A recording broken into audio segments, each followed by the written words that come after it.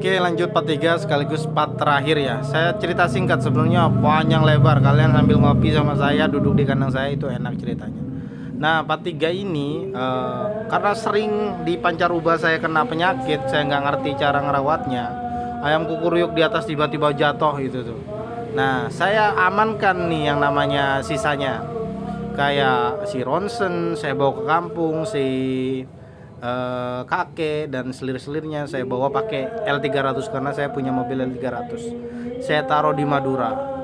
Si yang melintir kepalanya juga itu si Haji saya bawa, tapi yang rawat di Madura. Ayam apa ini? Ayam sakit, jangan dimasukin sini, nanti semuanya pada sakit. Gak mau, akhirnya dipotong lah si Haji. Ninja Alien, nah, kalau nggak salah. ATM nambahnya belakangan. Nah, si Ninja saya rawat. Saya anakin itu keluar gareng lagi. Saya namain gareng sama si galeh. Gareng galeh warnanya baru.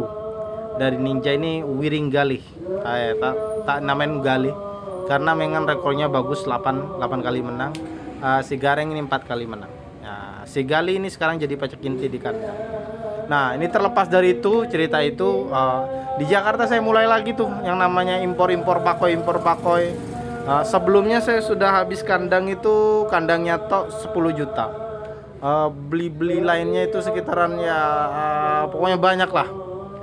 Terus bikin kandang baru lagi karena yang pertama saya pindah ke kandang lain, bikin baru sekitar 10 juta lagi.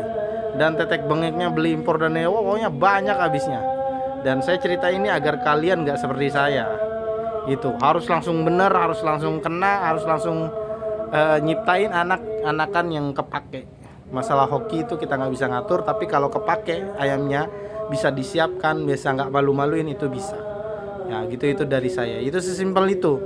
Jadi sampai detik ini, sampai sekarang saya itu bertahap dan belajar bagaimana cara yang ngobatin, bagaimana cari biang yang bagus, bagaimana cari pacak yang gennya kuat. Jadi nggak asal, istilahnya nggak asal ngomong, nggak asal bicara, semuanya dipraktekkan.